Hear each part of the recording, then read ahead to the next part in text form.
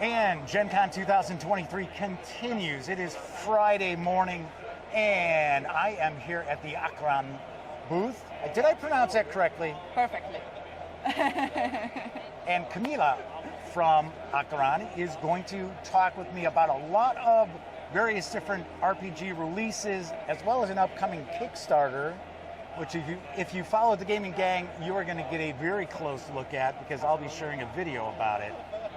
But first of all, thanks for taking some time out. You're very busy we are. Studio 2 Publishing. Absolutely. It's been a blast, and we are so happy to be here for the second time. We've been the first time last year, and it was a blast, and we are so happy to be back. So jet lag's kind of gone, or still a little? It's still, it's the middle of the afternoon for me. Right.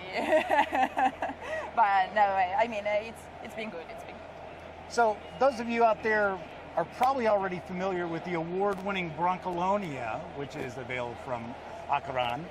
And there is a Kickstarter on the horizon. There are more volumes coming soon. Yep. Silly me, I thought there were only 2. I know there's 4 now. Yeah, we are printing the English edition of our first campaign book.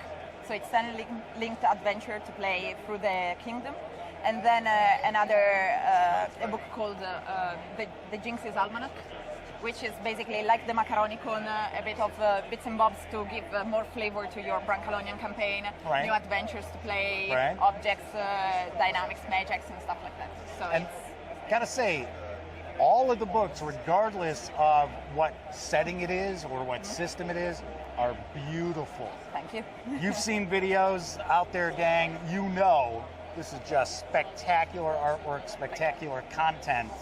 So I think this Kickstarter is going to be pretty popular. Yeah, also because with our usual main artists that are amazing, as you told, I am really a fan of them. We'll also have some new additions that are like pretty great names. So you'll know everything about it pretty soon.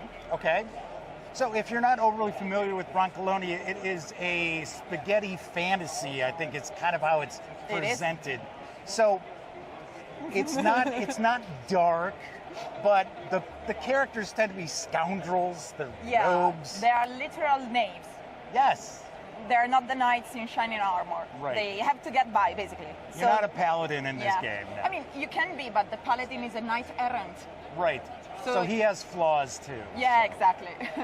And you just, instead of doing, big epic adventures, you do jobs to get by. Mm-hmm. So you try and do that, and that's why we do it as a low fantasy, and that's why you only get to the 6th level. Sure. Yeah. Right.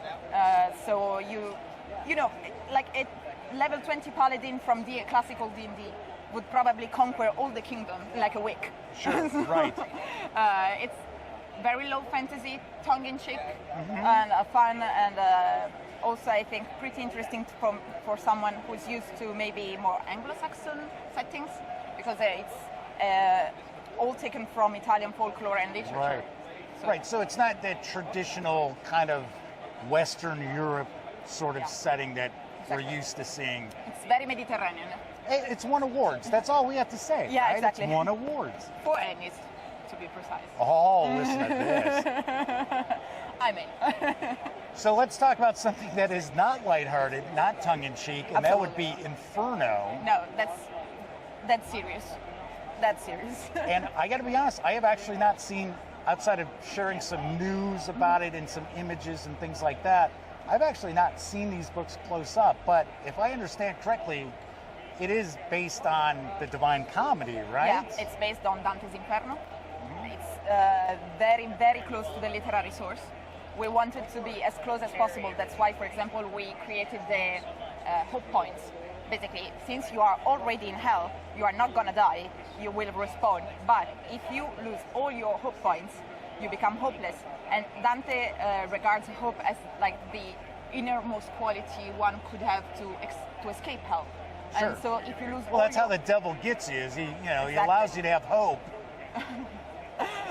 But if you lose all hope, you actually become a lost one forever in the Right, you're doomed. Inferno. You're exactly. never going to escape. Exactly. So that's one of the ways we try to stay as close as possible to the original source. Yeah. And how many books are in that that system? 2 plus 1. Let Okay. me clarify that. The 2 books are the Player's Handbook and the GM's book. The GM's book has basically a campaign which has 3 adventures, very completely written, and then all the instructions to create your campaign through a sandbox. Okay. Because it's very heavily based on characters' interactions and backgrounds. But if you also want to, maybe give a read to the original sources, so Dante's Inferno, we also printed a book with Dante's Cantos in both Italian and English, with the illustration from the campaign. So that's why I said plus 1. Right. It's not, it's not fundamental to have it to play, but it is pretty cool. Yes. So there's another game system we'll talk about too. You guys have a lot going on. Oh yeah. And that would be Lex Arcana. Yes. And you've seen videos of Lex Arcana gang, and once again, gorgeous.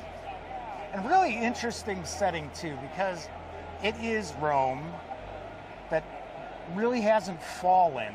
Yeah. And there's fantasy elements and things like that. Is there anything on the horizon coming for that? Yeah, or we maybe are. something that just came out? Yeah, we are printing as we're speaking the Britannia geographical expansion. Okay. So our custodes will go to the northernmost,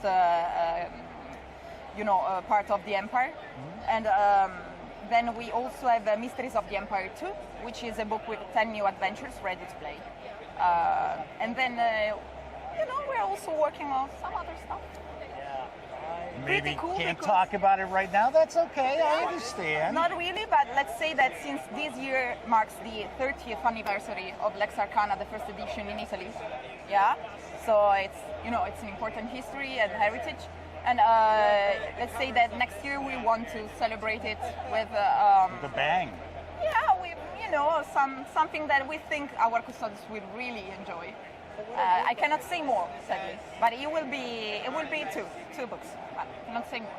And if you're not overly familiar with Lex Arcana, you're really troubleshooters for the Roman Empire. Yeah. And it's kind of like X-Files. No, I'm not. Yeah. I mean, no, you it's sort like of, X, you are the troubleshooters, and you investigate mysterious goings on, and there's monsters and magic.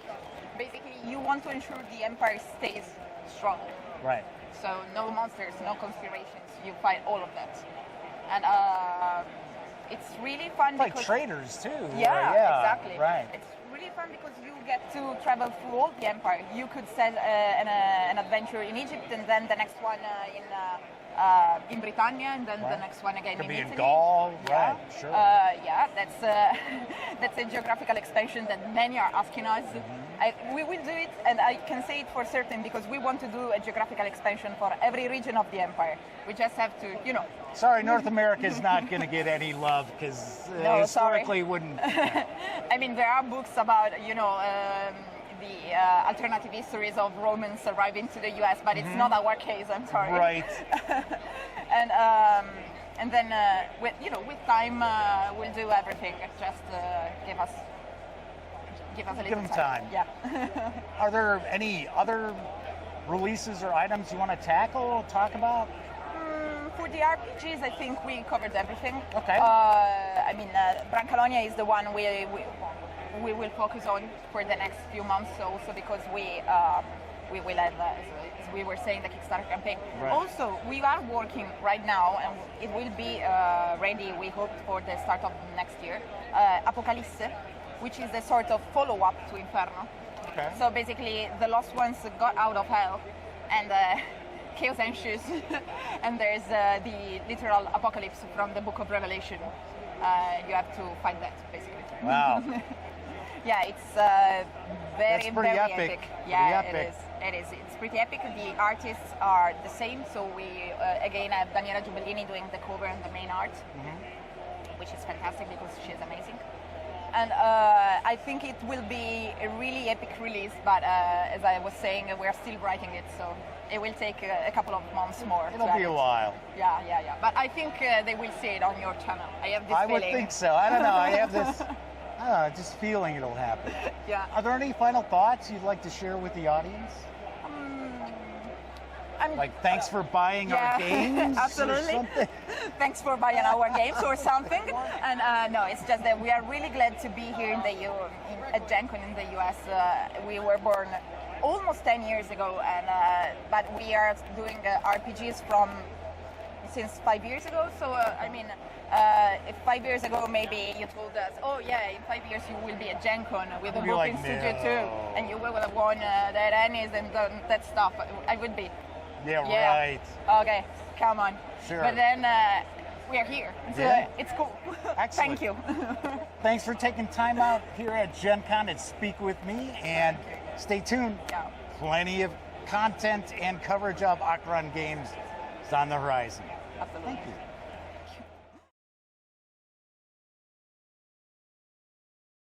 Thank you.